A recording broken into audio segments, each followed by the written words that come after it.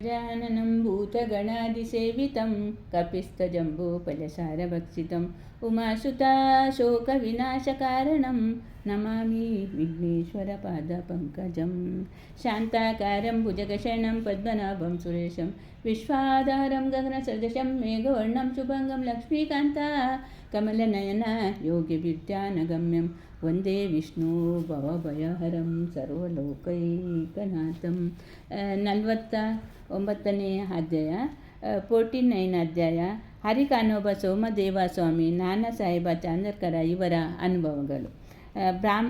ಬ್ರಹ್ಮನನ್ನು ಕುರಿತು ಸದ್ಗುರುವನ್ನು ಹೊಗಳುವ ವೇದಗಳಿಂದಲೂ ಪುರಾಣಗಳಿಂದಲೂ ಸಾಧ್ಯವಿಲ್ಲ. ಆದರೆ ಅದು ಇಲ್ಲದೆ ಇರುವಾಗ ನಮ್ಮಂತಹ ಪಾಮರರು ಸದ್ಗುರುವಾದ ಸಾಯಿಬಾಬಾ ಅವರನ್ನು ವರ್ಣಿಸಲು ಹೇಗೆ ಸಾಧ್ಯ?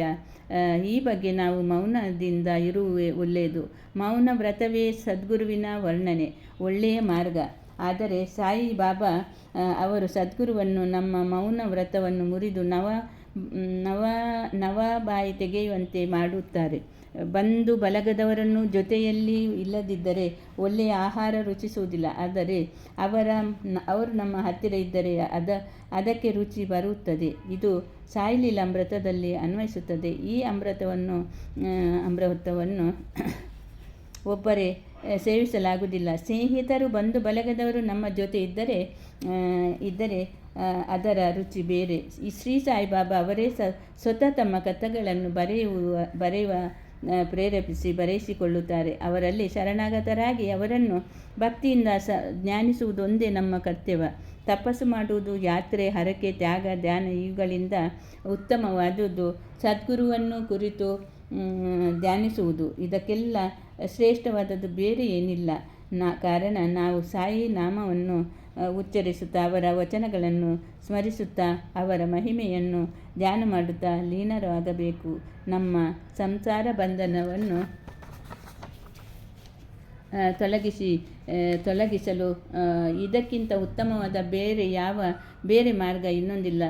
ಈ ಹೇಳಿದಂತೆ ನಮ್ಮ ಕರ್ತವ್ಯವನ್ನು ನಾವು ಪರಿಪಾಲಿಸಿದರೆ ಸಾಯಿಯವರು ನಮ್ಮ ಸಹಾಯಕ್ಕೆ ಬಂದೇ ಬರುವರು ಮತ್ತು ಭವಬಂಧನದಿಂದ ನಮ್ಮನ್ನು ಮತ್ತೆ ಕಾಪಾಡುವರು. ಹರಿ ಕಾನೋಬ. ಮುಂಬಯಿಯ ಹರಿ ಕಾನೋಬ ಎಂಬವರು ತಮ್ಮ ಬಂಧು ಮಿತ್ರರಿಂದ ಬಂದು ಬಾಬಾ ಅವರ ಲೀಲೆಗಳನ್ನು ಕೇಳಿ ಅನುಮಾನಿಸಿ ಅವುಗಳನ್ನು ಪರೀಕ್ಷಿಸಲು ಕೆಲವು ಮಿತ್ರರೊಡನೆ ಸಿರಿಗಿ ಬಂದರು. ಜರತಾರಿ ಪೇಟ ತಲೆಗೆ ಸುತ್ತಿಕೊಂಡು ಹೊಸ ಚಪ್ಪಲಿ ಹಾಕಿಕೊಂಡು ಅವರು ಬಂದಿದ್ದರು. ದೂರದಿಂದಲೇ ಬಾಬಾ ಅವರನ್ನು ನೋಡಿ ನಮಸ್ಕರಿಸಬೇಕೆಂದು ಅವರು ಇಚ್ಛಿಸಿದರು. ತಮ್ಮ ಹೊಸ ಚಪ್ಪಲಿ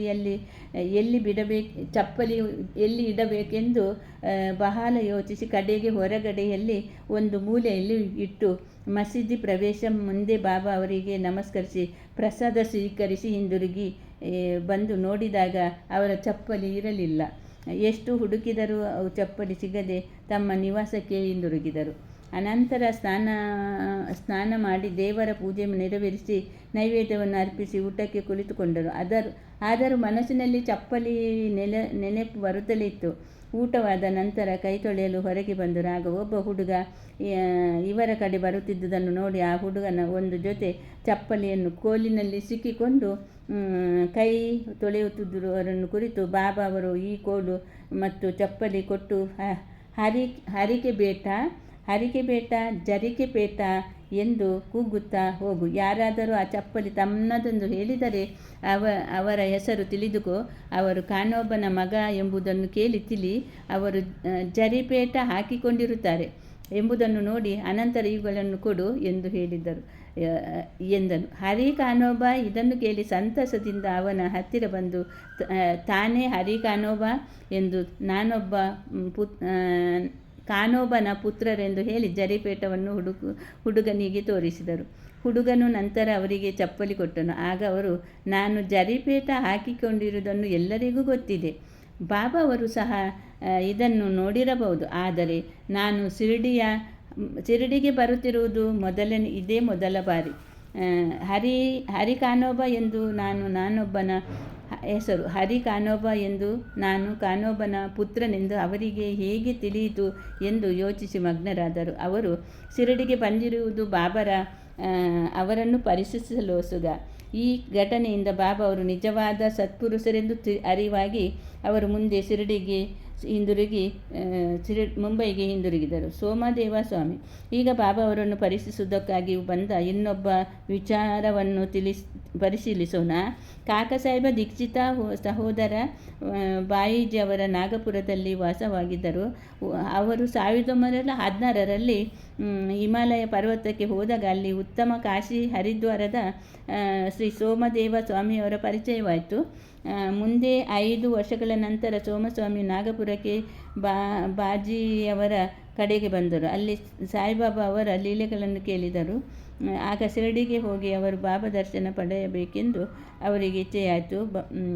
ಬಾಯಿಜಿ ಅವರಿಂದ ಪರಿಚಯ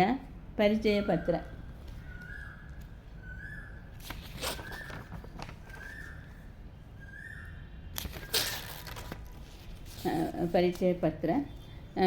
ಪಡೆದು ಶಿರಡಿಗೆ ಹೊರಟರು.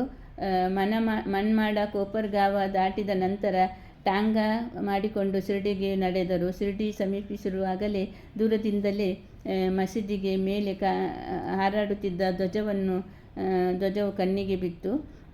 ಬೇರೆ ಬೇರೆ ಸಂತರ ಆಚರಣೆ ಬೇರೆ ಬೇರೆಯಾಗಿರುವುದು ಧ್ವಜವನ್ನು ನೋಡಿದ ತಕ್ಷಣ ಅವರ ಮನಸ್ಸಿನಲ್ಲಿ ಈ ಸಂತರಿಗೆ ಧ್ವಜದ ಮೋಹ ಏಕೆ ಎಂದರು.